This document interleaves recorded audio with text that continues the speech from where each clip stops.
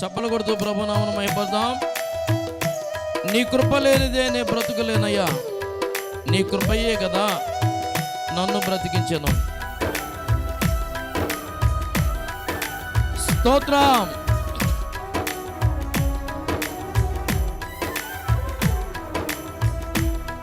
నీ కృప లేనిదే నే బ్రతుకలేనయ్యా, నీ కృపయే కదా నన్ను బ్రతికించెను. నీ కృప లేనిదే నే బ్రతుకలేనయ్యా, నీ కృపయే కదా నన్ను బ్రతికించెను.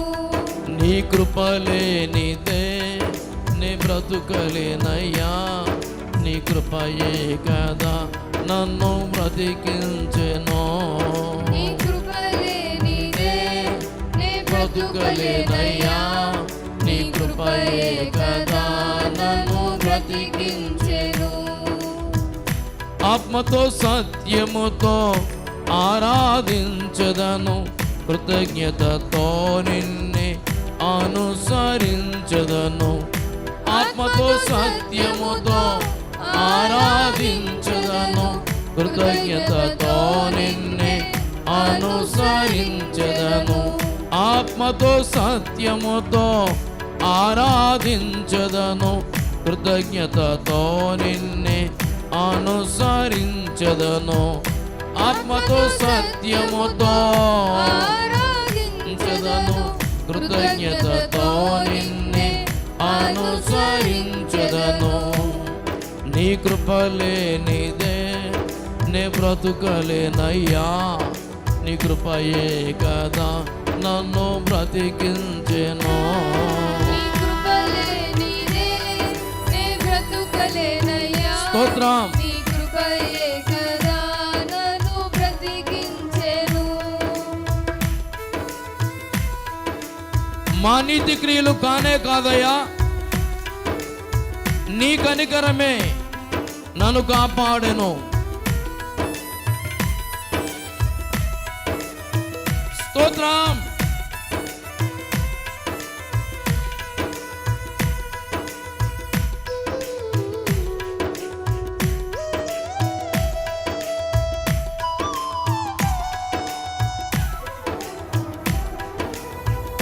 మా నీతి క్రియలు కానే కాదయ్యా, నీ కనికరమే నన్ను కాపాడెను. మా నీతి క్రియలు కానే కాదయ్యా, నీ కనికరమే నన్ను కాపాడెను. మా నీతి క్రియలు కానే కాదయ్యా, నీ కనికరమే నన్ను కాపాడెను. మా నీతి క్రియలు కానే కాదయ్యా, నీ కనికరమే మమ్ము కాపాడెను. నీ కృప లేనిదే నే బ్రతుకలేనయ్యా, నీ కృపయే కదా నన్ను బ్రతికించెను.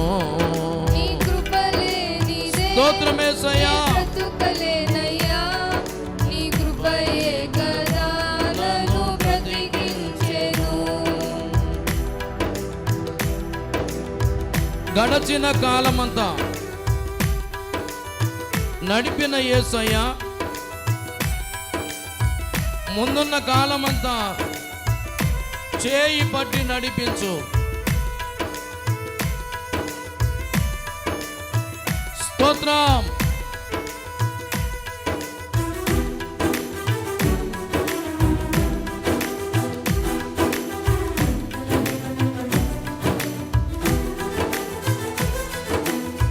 గడచిన కాలమంతా నడిపిన యేసయ్య, ముందున్న కాలమంతా చేయి పట్టి నడిపించు. గడచిన కాలమంతా నడిపిన యేసయ్య, ముందున్న కాలమంతా చేయి పట్టి నడిపించు. గడచిన కాలమంతా నడిపిన యేసయ్య, ముందున్న కాలమంతా చేయి పట్టి నడిపించు. గడచిన స్తోత్రం.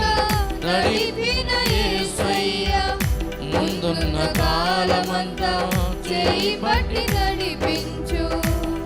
నీ కృపలేనిదే నీ బ్రతుకలేనయ్యా, నీ కృపయే కదా నన్ను బ్రతికించెను. నీ కృపలేనిదే అందరం పాడదాం, స్తోత్రం. నే బ్రతుకలేనయ్యా, ఆమేన్. నీ కృపయే కదా నన్ను బ్రతికించెను. మన జీవితంలో పెను మార్పు కలగాలి, మారిన వ్యక్తులుగా మనం ఉండాలనే మాటను తెలియజేస్తున్నాను. నేను ఈ 9th క్లాస్ 10th క్లాస్ చదివే రోజుల్లో శివ అనే సినిమా ఒకటి రిలీజ్ అయింది. అప్పుడు ఎక్కడ చూసినా శివ భవానీలు కాలేజీల్లో కనపడుతూ ఉండేవాళ్ళు అన్నమాట. 2 గ్రూపులు అయ్యి కొట్టుకోవడం తిట్టుకోవడం అన్నమాట. అలాంటప్పుడు నేను పాస్టర్ గారు అబ్బాయిని కాబట్టి సినిమా చూడలేదు. అందరూ చైన్లు పట్టుకుంటున్న టైంలో నేను కూడా ఎదురు చూస్తే నాకు మంచి చైన్ దొరికింది. అదేంటంటే టీవీఎస్ చైన్. దాన్ని జాగ్రత్తగా కిరోసిన్లో నానబెట్టి కడిగి స్కూల్కి వెళ్ళేటప్పుడు బ్యాగ్లో పెట్టుకెళ్ళేవాడిని. అది కొంతమందికి తెలుసు, అందరికీ తెలియదు, నాతో చదివిన వాళ్ళకి. అప్పటి గురించి ఇప్పుడు ఆలోచిస్తుంటే సిగ్గు అనిపిస్తుంది. ఒకరోజు ఏం జరిగిందో తెలుసా? పెళ్ళి అయిపోయి పిల్లలు పుట్టారు నాకు. మా చిన్న అబ్బాయి జాయ్, ఇటు అంగన్వాడికి వెళ్తున్నాడు అన్నమాట.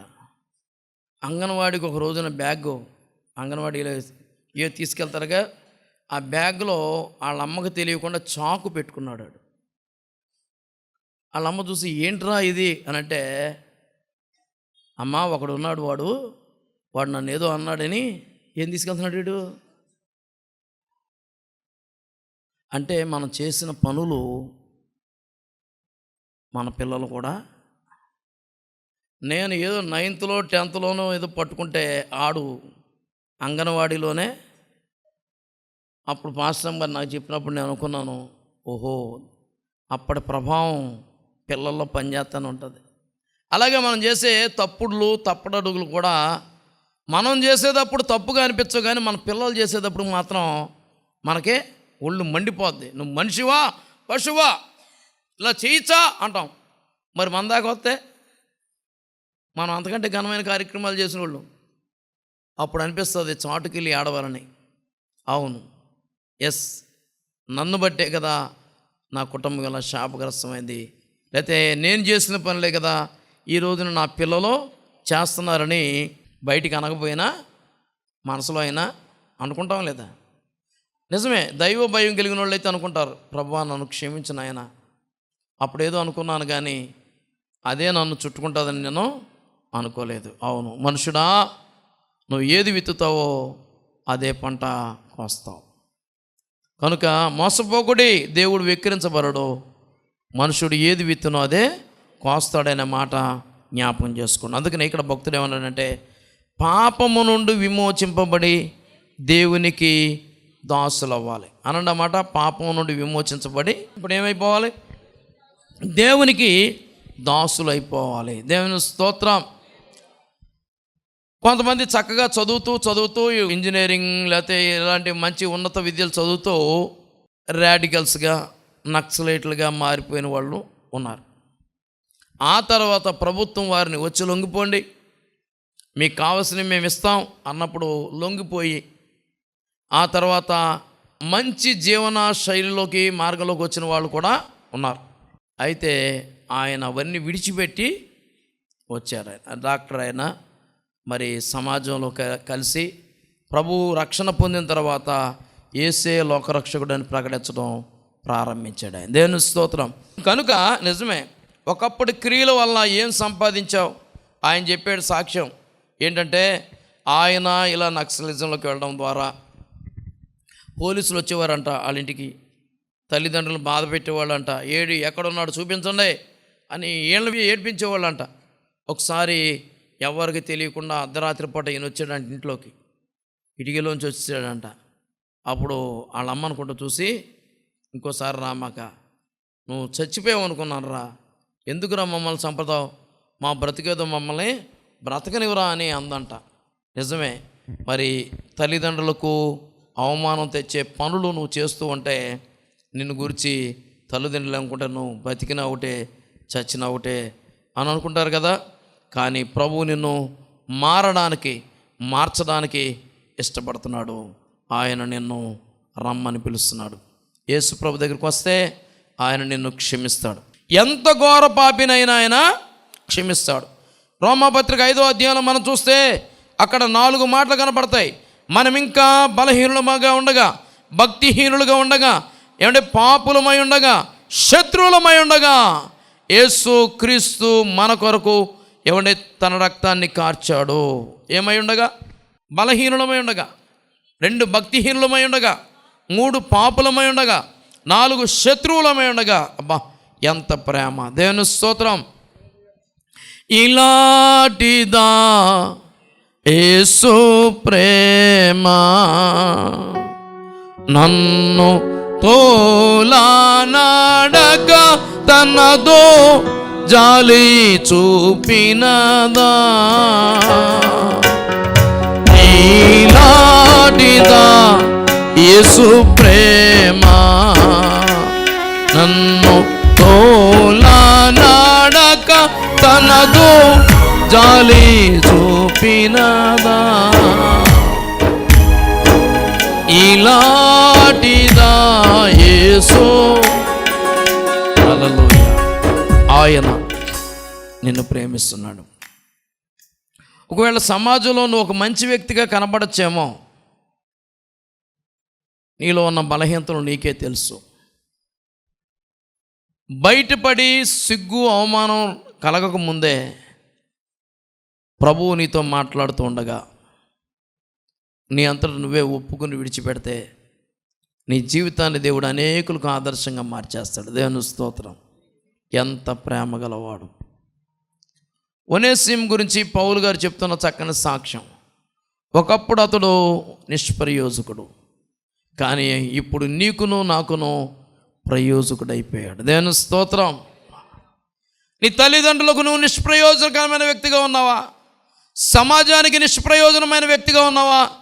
నీ బ్రతుకు వల్ల నీకు కూడా ఆనందం లేదేమో, సమాధానం లేదేమో, ఎందుకు బతుకుతున్నానా అని అనిపించే బ్రతుకుతూ చచ్చిపోతే బాగుండు అనిపిస్తుందా? నేను అంటాను, నీకు నీతో ఉన్నవారికి సమాజానికి ప్రయోజకరమైన వ్యక్తిగా మార్చేయడానికి దేవుడు సిద్ధంగా ఉన్నాడు. దేవుని స్తోత్రం చెప్పండి.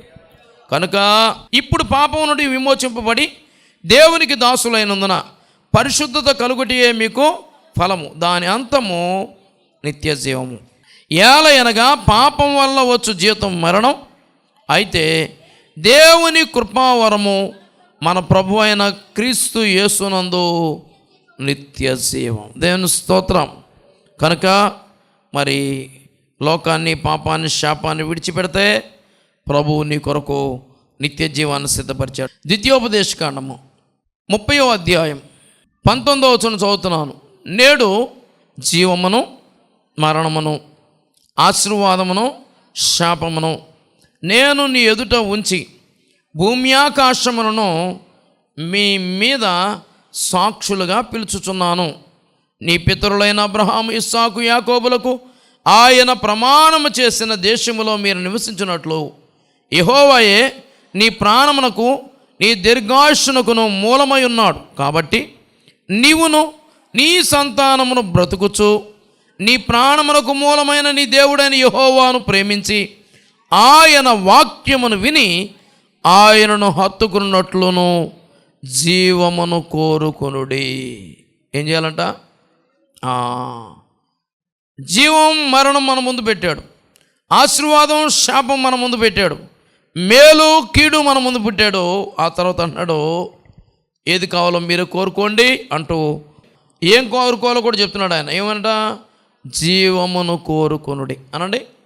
ఎస్, యేసుక్రీస్తు ప్రభువారు ఈ లోకానికి వచ్చి తన శిష్యులతో చెప్పిన మాట, ఇదిగో నా శరీరం, నా రక్తం, దీన్ని తీసుకోండి, నన్ను జ్ఞాపం చేసుకోండి, దీన్ని తీసుకోవడం ద్వారా మీరు నిత్య జీవాన్ని పొందుకుంటారు అన్నాడు ఆయన. దేవుని స్తోత్రం చెప్పండి. కనుక మరి యేసుక్రీస్తు ప్రభు వచ్చేంత వరకు, మన ప్రాణం పోయేంత వరకు క్రమంగా మందిరానికి వస్తూ వాక్యాన్ని వింటూ వాక్యానుసారంగా జీవిస్తూ యేసయ్యను జ్ఞాపకం చేసుకుంటూ రొట్టెను శరీరంగాను ద్రాక్షారసమును ఆయన రక్తంగాను తీసుకోమని యేసు ప్రభు వారు చెప్పారు. మన ఇష్టానుసారంగా తీసుకోవడానికి మనకి అవకాశం లేదు. ఇష్టానుసారంగా తీసుకుంటే ఏమైపోతామో కూడా పౌలు గారు హెచ్చరికను తెలియజేశారు. మనకు తెలుసు, ఆరోగ్యాన్నిచ్చే ఔషధమే కావచ్చు, కొన్ని నియమాలు ఉంటాయి. ఇష్టానుసారంగా తీసుకుంటే పోయేది రోగం కాదు, ప్రాణం. కనుక అలాగే ఇక్కడ కూడా చెప్తాడు పౌలు గారు, 1 కొరింథీ పత్రిక 11వ అధ్యాయం 27వ వచనం. కాబట్టి ఎవడు అయోగ్యముగా ప్రభువు యొక్క రొట్టె తినునో లేక ఆయన పాత్రలో త్రాగునో వాడు ప్రభువు యొక్క శరీరమును గూర్చియు రక్తమును గూర్చియు అపరాధియగును. కాబట్టి ప్రతి మనుషుడు తన్ను తాను పరీక్షించుకొనవలను. అలాగు చేసి ఆ రొట్టెను తిని ఆ పాత్రను త్రాగువలను. ప్రభు శరీరం అని వివేచింపక తిని త్రాగువాడు తనకు శిక్షావిధి కలుగుటకే తిని త్రాగుచున్నాడు. ఇందువలననే మీలో అనేకులు బలహీనులను రోగులనై ఉన్నారు, చాలామంది నిద్రించుచున్నారు. అయితే మనలను మనమే విమర్శించుకుని ఎట్లా తీర్పు పొందకపోదము. కాబట్టి ప్రభు బలను సమీపించబోతున్నా సహోదరి సహోదరా, ఒక్కసారి నేను నువ్వు పరిశీలన చేసుకుంటావా? దేవునికి ఏహ్యమైనవి, దేవునికి ఇష్టం లేనివి ఒకవేళ నీ ద్వారా జరిగి ఉంటే, ఇప్పుడు అంటున్నాడు ఆయన, ఇప్పటికైనా మారవా, ఇప్పటికైనా మానవా? ప్రభువుని క్షమించమని కోరితే ఆయన క్షమించుటకు సిద్ధమైన మనసు గలవాడు. కొంతమంది తెలివైన వాళ్ళు ప్రభు బల్లలో చెయ్యి పెట్టడం అన్నా మానేస్తారు తప్ప పాడు పనులు చేయడం మానరు. కొంతమంది అంటారు, అబ్బే నేను సిద్ధపడలేదండి. ఏంటి సిద్ధపడాలి నువ్వు? ఎప్పుడు అలాగే ఉంటావా? ఈరోజు ఇంకో మాట చెప్పాలి, మారకుండా బాప్తిసం పొందేసిన వాళ్ళ వల్ల దేవునికి అవమానం కలుగుతుంది. వాళ్ళ వల్ల మిగిలిన వాళ్ళు కూడా బాప్తిసం పొందడానికి వెనకడుగు వేస్తున్నారు. కొంతమంది అయితే ఇంకా ధైర్యంగా అంటారు, అయ్యా బాప్తిసం పొందితే నిష్టగా ఉండాలండి, ఉండలేను కాబట్టి పొందట్లేదండి. అదే మాట నేను అంటాను. ఎవరెవరో గురించి నువ్వు చెప్పడం కాదు, నువ్వు మాని చూపించు సమాజానికి ఇలా ఉండాలి అని. కనుక ఈరోజే మిక్కిలి అనుకూల సమయం, ఇదే రక్షణ దినం. వాయిదాలు వేయడం మంచిది కాదు. నేడు మీరు కోరుకొనండి, జీవమా మరణమా, మేలా కీడా, ఆశీర్వాదమా శాపమా. కాబట్టి ఒకసారి మనల్ని మనం పరిశీలన చేసుకుందాం. ఓ చిన్న ప్రార్థన చేసుకుందాం. తరల వంచండి. ఒకప్పటి జీవితం గురించి ఇప్పుడు ఆలోచిస్తుంటే సిగ్గేస్తుంది. నేనైనా అలా చేసింది, క్షమించు ప్రభువా, ఇకనైనా ఇప్పుడైనా సరి చేసుకుంటాము అని మాకు ఆయుష్ పెంచుతున్నావు, ఆరోగ్యం ఇస్తున్నావు, అవకాశాలు ఇస్తున్నావు. అవును, గతించిన కాలమే చాలు, ప్రభువుకు దూరంగా ఉన్నాం, ఇష్టానుసారంగా జీవించాం. దేవుడు ఈరోజు మనతో సూటిగా మాట్లాడిన ఇదే నాన్న, పాపాన్ని విడిచిపెట్టి ప్రభువును హత్తుకుంటావా? ప్రభు కొరకు సాక్షిగా నిలబడతావా? నన్ను మరువని నా యేసయ్యా, నిన్ను విడువను నేనేసయ్యా, గత కాలమంతా కాపాడినా నీకే స్తుతి మహిమా. అందరూ పాడదాం. కాపాడినా నీకే స్తుతి మహిమా, గత కాలమంతా కాపాడినా నీకే స్తుతి మహిమా. చెప్దామా? గత కాలమంతా యేసయ్యా స్తోత్రం, నీకే స్తుతి మహిమా. అనుక్షణము ఆదరించి ప్రతి క్షణము భద్రతనిచ్చి దినములు దొరలినా నెలలు గడిచిన నన్ను విడువని నా యేసయ్యా. నిండు మనసుతో కృతజ్ఞతతో ఆత్మతో సత్యముతో ఆయనను ఆరాధిద్దాం. అందరూ చప్పట్లు కొడుతూ మనల్ని మనం పరిశీలించుకుంటూ, అనుక్షణము ఆదరించావయ్యా, ప్రతి క్షణము భద్రతనిచ్చావయ్యా.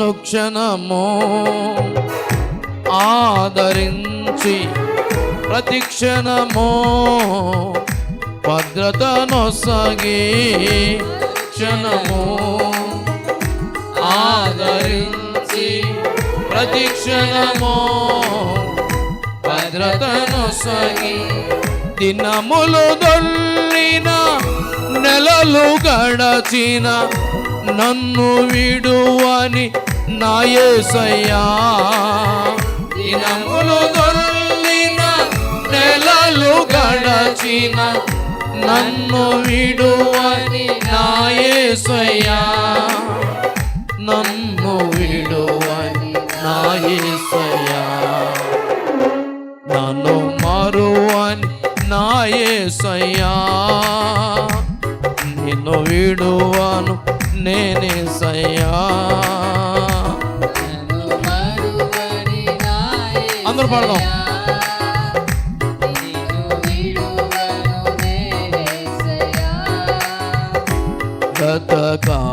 గతకాలమంతా కాపాడినా నీకే స్తుతి మహిమా ఆమేన్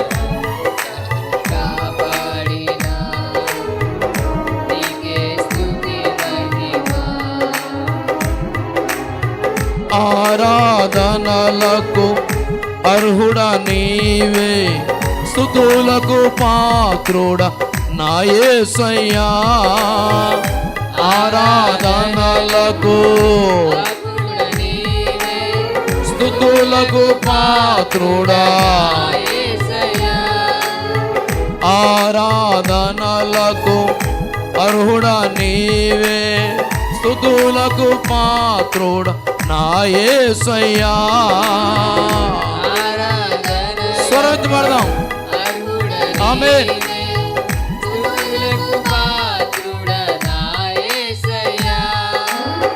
మునిపటి కంటే అధిక మేలు అనుగ్రహించే నా యేసయ్యా మునిపటి కంటే అధిక మేలు అనుగ్రహించే నా యేసయ్యా మునిపటి కంటే అధిక మేలులు అనుగ్రహించే నా యేసయ్యా మునిపటి కంటే అధిక స్తోత్రం అనుగ్రహించే నా యేసయ్యా అనుగ్రహించే నా యేసయ్యా నన్ను మరువని నా యేసయ్యా నిన్ను విడువను నేనేసయ్యా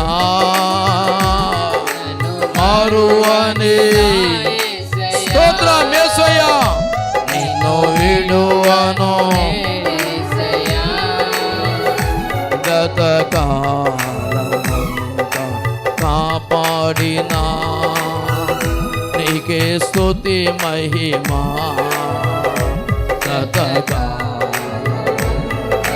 కాపాడినా ఆమేన్ నీకే స్తుతి మహిమా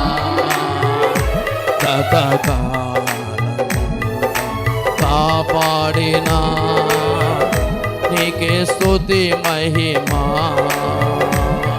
అందరూ పాడదాం స్తోత్రం ఆమేన్ స్తోత్రం